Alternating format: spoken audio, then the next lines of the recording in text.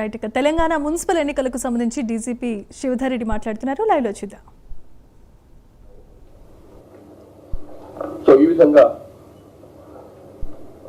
Bad characters ని, trouble mongers ని ఇట్లా పోలీస్ డిపార్ట్మెంట్ బైండ్ ఓవర్ చేసింది. అట్లాగే లాస్ట్ 15 days లో 398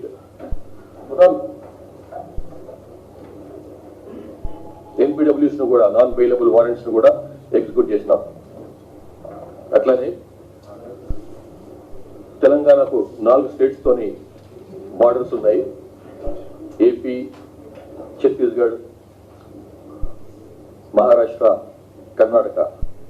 ఈ 4 స్టేట్స్ తో బార్డర్స్ ఉన్న రూట్స్లలో చెక్ పోస్టులు, బార్డర్ చెక్ పోస్టులు కూడా ఎస్టాబ్లిష్మెంట్ చేసినాము.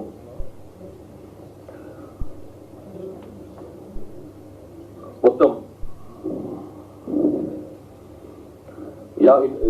విత్ ఇన్ ద స్టేట్ లో మేము చెప్పినటువంటి బార్డర్ ఏరియాస్ లోనే కాకుండా విత్ ఇన్ ద స్టేట్ లో కూడా 55 చెక్ పోస్టులు పనిచేస్తున్నాయి.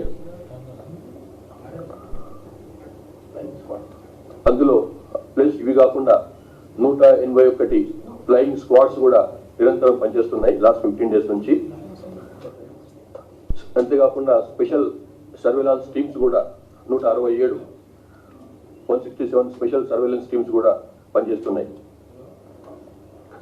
ఈ ఎలక్షన్ టైంలో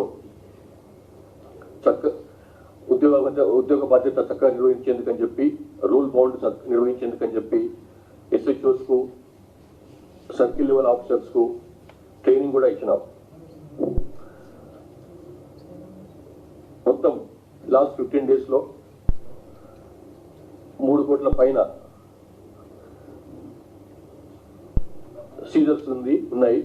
అందులో 1,30,00,000 వరకు క్యాష్ సీజర్స్, 1,21,00,000 వరకు లిక్కర్ సీజర్స్, మద్యం స్వాధీనం చేస్తున్నాయి.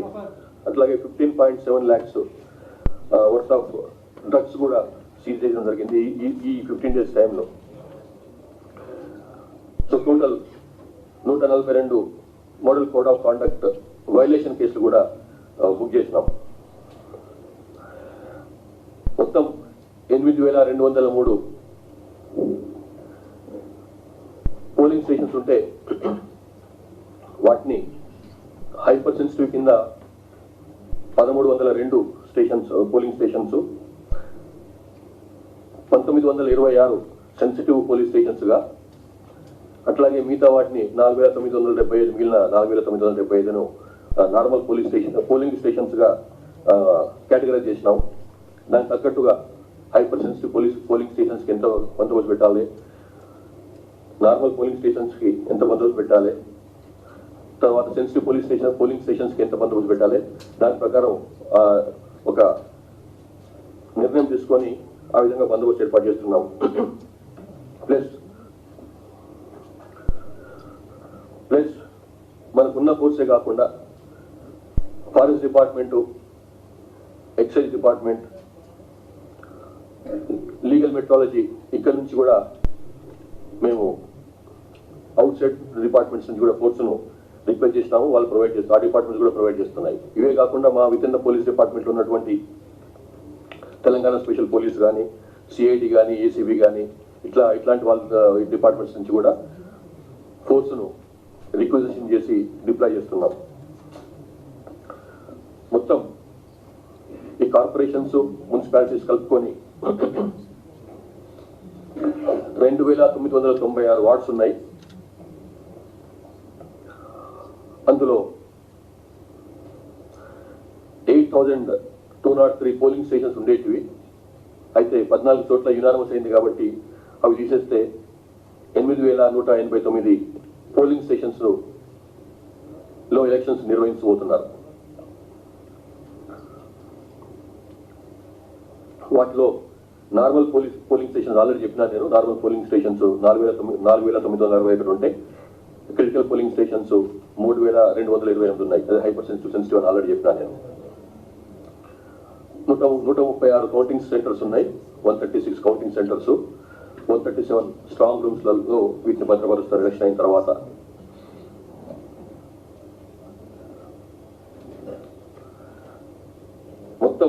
52,43,000 మంది 43,023 మంది ఓటర్స్ ఉన్నారు.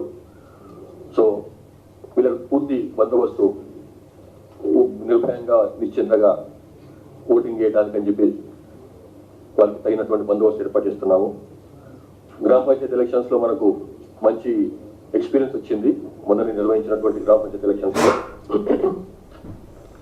సో అయితే ఏంటంటే దానికి దీనికి మెయిన్ తేడా ఏంటంటే అది నాన్ పార్టీ బేసిస్ మీద జరిగిన ఎలక్షన్స్ అవి. ఇప్పుడు జరుగుతున్నది పార్టీ బేసిస్ మీద కాబట్టి